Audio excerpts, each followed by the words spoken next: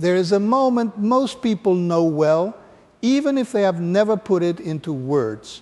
You are sitting somewhere quiet, maybe late at night, maybe early in the morning before the rest of the world wakes up, and your mind drifts back to something that happened, not something recent. Something from weeks ago, or months ago, or even years ago. A conversation that went wrong, a decision you made that you now regret. A moment when you said the wrong thing, or stayed silent when you should have spoken, or chose a path that led somewhere you did not expect. And you replay it, not once, not twice, but again and again, each time with the same outcome, each time with the same feeling sitting in your chest. The mind goes back to it the way a tongue returns to a sore tooth. Not because it helps, but because something in you has not finished processing it. What is strange is not that you remember it. What is strange is how you remember it.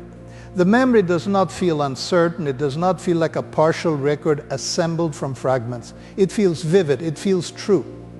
It feels somehow like the clearest picture you have of who you are and what your life means. And that is where the real problem begins, not in the memory itself, but in how completely you trust it. Because the mind does not store the past the way a camera records a scene. It reconstructs the past every single time you reach for it, using the emotions you feel right now, the beliefs you currently hold, and the story that currently makes the most sense to you. And it does all of this so seamlessly, so automatically, so convincingly, that the reconstruction feels indistinguishable from the original event. You're not remembering what happened.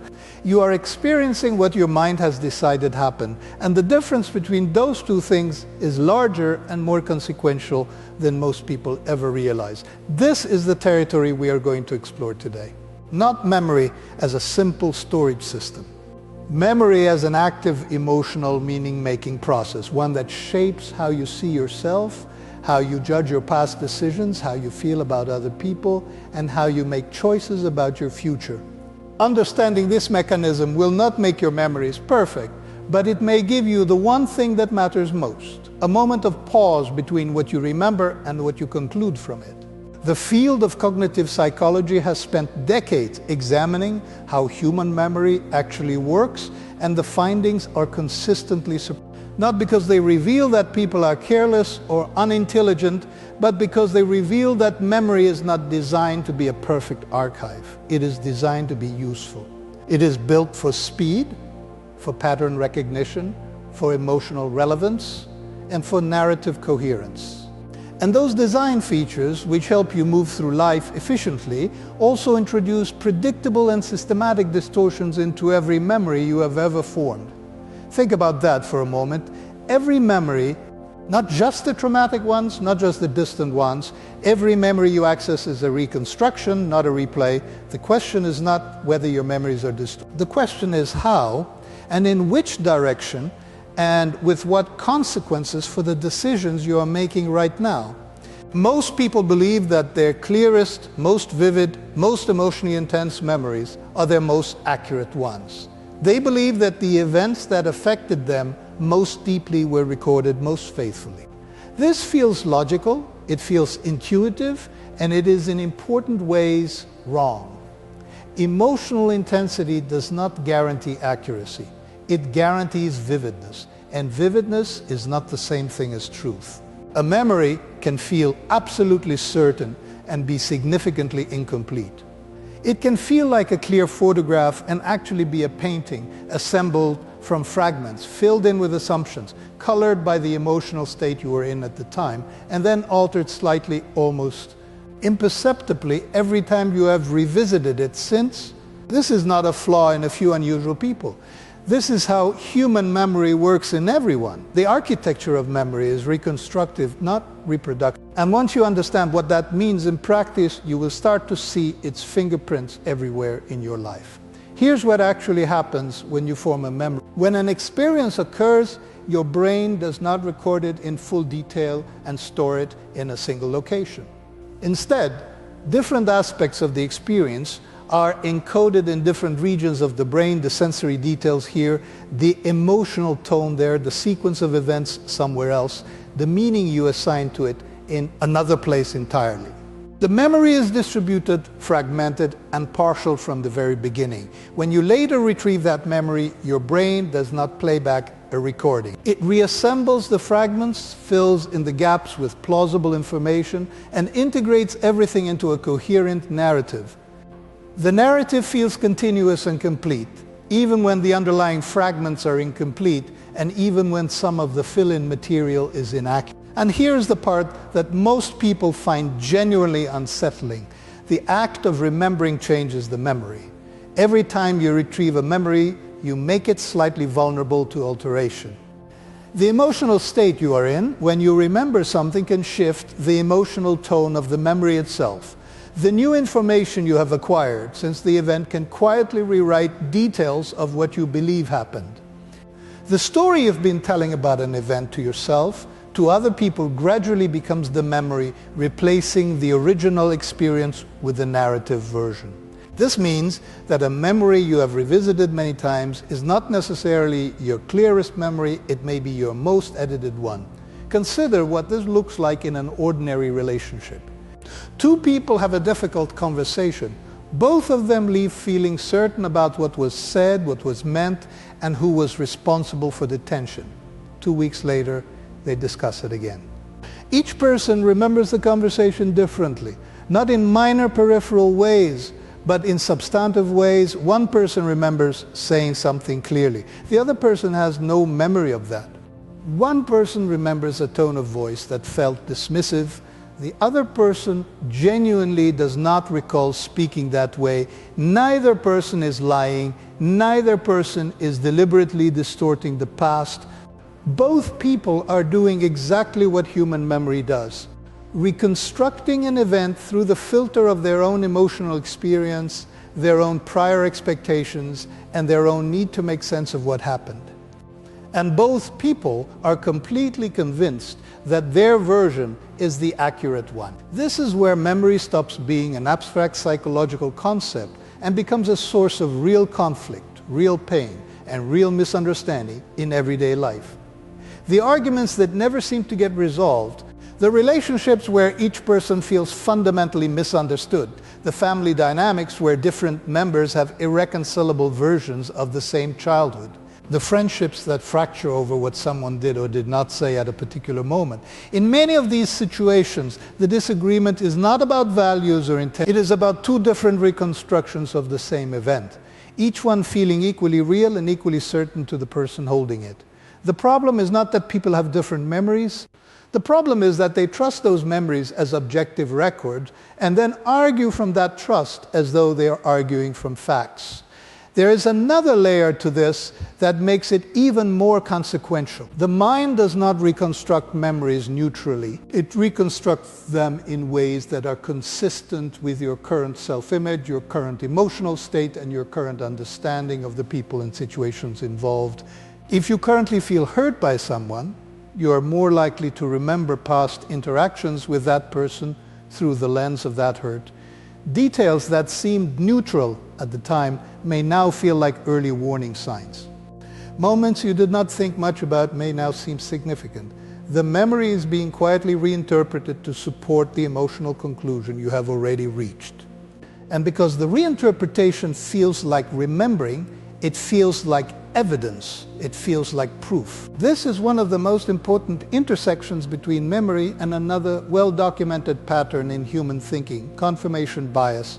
The mind tends to seek notice and retain information that confirms what it already believes and to overlook or minimize information that contradicts it. When this tendency operates in memory, it means that the past is not simply remembered, it is selectively remembered. The moments that fit the current narrative become more vivid and more accessible. The moments that complicate the narrative become harder to reach. If you have decided that a relationship was a mistake, your memory will tend to surface the evidence for that conclusion more readily than the evidence against it. If you have decided that a period of your life was difficult and unhappy, you will find it easier to recall the painful moments than the ordinary ones. The memory is not lying to you. It is doing exactly what it was built to do, providing you with a coherent, emotionally consistent story. The cost is that the story is incomplete, and you may not know which parts are missing. There is a concept that is particularly relevant here, one that comes from research into how people evaluate their experiences over time. It is sometimes called the peak end rule. When you look back at an experience, a relationship, a vacation, a difficult period of your life, a conversation, your overall memory of that experience is not an average of all the moments within it. It is shaped disproportionately by two things: the most emotionally intense moment and how it ended. The hours in the middle, the ordinary moments, the quiet stretches, these tend to fade. What remains is the peak and the ending, and this means that how something ends can completely reframe how you remember the entire experience. A relationship that had years of genuine warmth and connection but ended badly may be remembered primarily as a painful experience. A difficult project that concluded with a moment of success may be remembered as more rewarding than it felt while you were living through it. The ending rewrites the whole. This has real consequences for how you judge your past decisions, how you feel about people who are no longer in your life, and how you evaluate whether a period of your life was good or bad. You are not evaluating the experience, you're evaluating the memory of the experience, and the memory was assembled with a particular emotional logic that may not reflect the full reality of what you lived through. Here's where this becomes more personal. Most people understand in the abstract that memory is imperfect, but they apply that understanding to other people's memories far more readily than to their own. When someone else misremembers something, it is easy to see as a natural human limitation. When your own memory is questioned, it can feel like an attack on your credibility, your perception, your sense of reality itself. And that gap between how readily we accept the fallibility of other people's memories and how fiercely we defend our own is where some of the most painful and persistent conflicts in human life take root. Think about the experience of being told that you remember something incorrectly, not in a trivial way, but in a way that matters. Someone you trust tells you that the conversation you remember did not happen the way you recall it, or that you said something you have no memory of saying, or that an event you remember clearly was, according to others who were present, quite different from your version. The first response for most people is not curiosity, it is resistance. Because the memory feels real. It feels like a direct perception of the past, not a reconstruction of it. And if the memory feels real, then questioning the memory feels like questioning reality itself. This is why memory distortions are so difficult to work with, not because people are stubborn or dishonest, but because the experience of remembering and the experience of perceiving are, from the inside, nearly identical. You cannot feel the difference between a vivid, accurate memory and a vivid, inaccurate one. The confidence you feel is not a reliable indicator of the accuracy underneath it. Now consider what this means for regret. Regret is one of the most common and most uncomfortable emotional experiences people carry. And regret is almost entirely built on memory, specifically on a comparison between what you believe happened and what you believe could have happened. You look back at a decision and you see clearly what you should have done. The right path seems obvious now. The warning signs seem unmistakable. The better choice seems self-evident. But this clarity is, in part, a product of hindsight. Once you know how something turned out, your memory of the decision-making process quietly reorganizes itself to make the outcome feel more predictable than it actually was. The uncertainty you felt at the time fades. The information you did not have becomes invisible. What remains is the sense that you should have known and the painful conclusion that your failure to know reflects something about your judgment, your intelligence, or your character. This pattern, sometimes called hindsight bias, is one of the most reliably documented tendencies in human thinking. It is not a sign of weakness. It is a feature of how the mind creates coherent narratives from messy, uncertain events.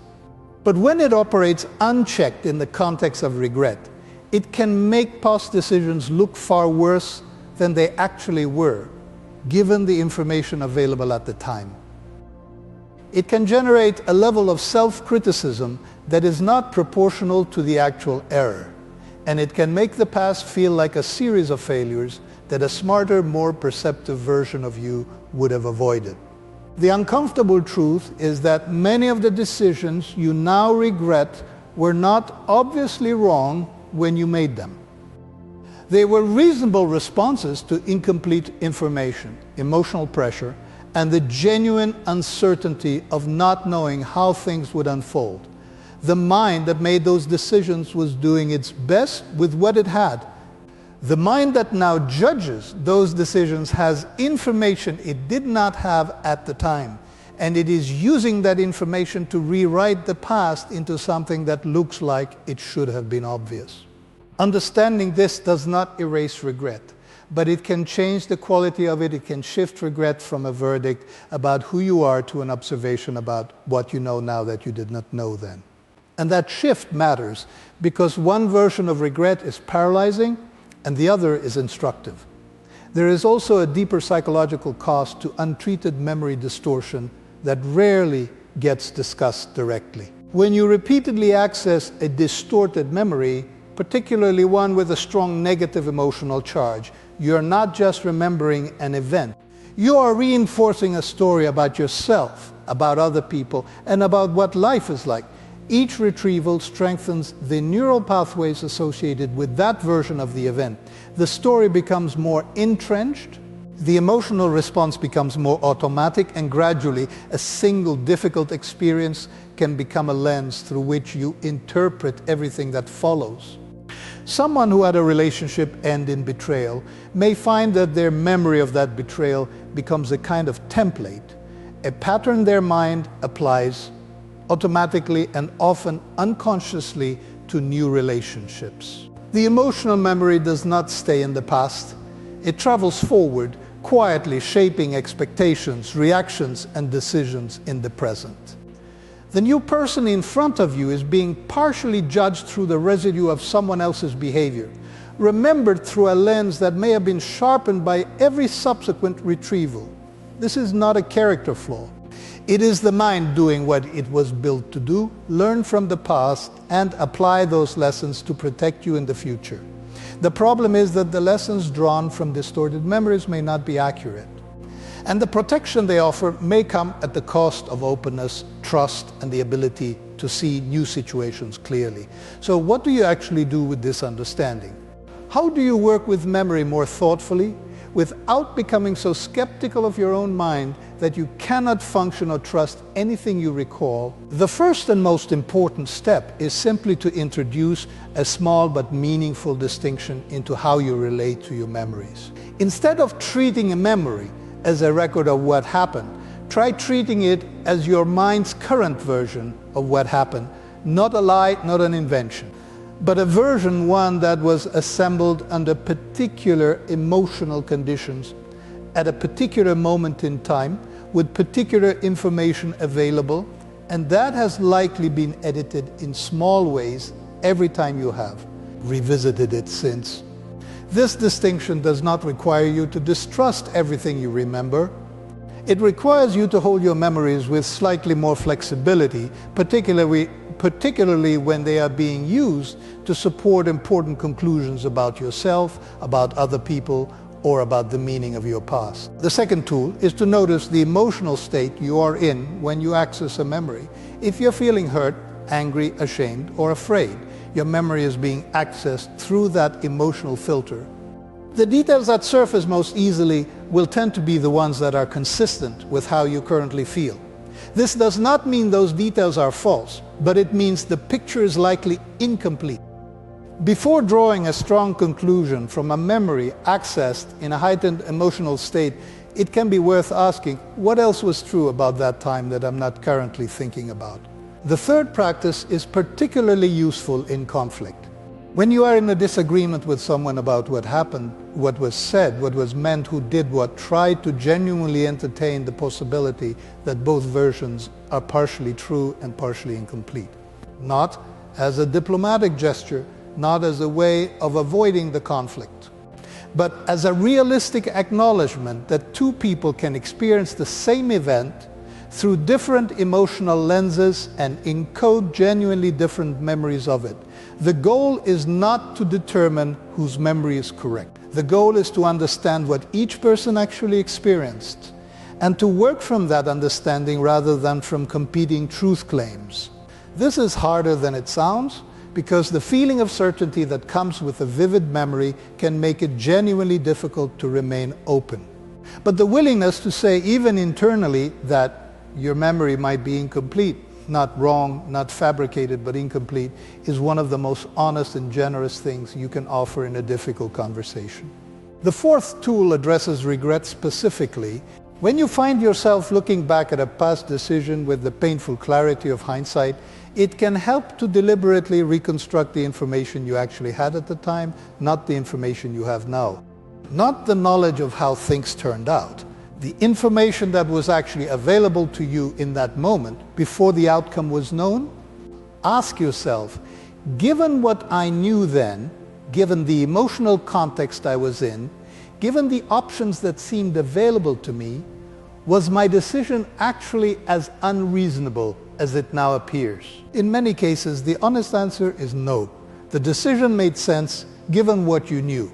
The outcome was not predictable from the information available.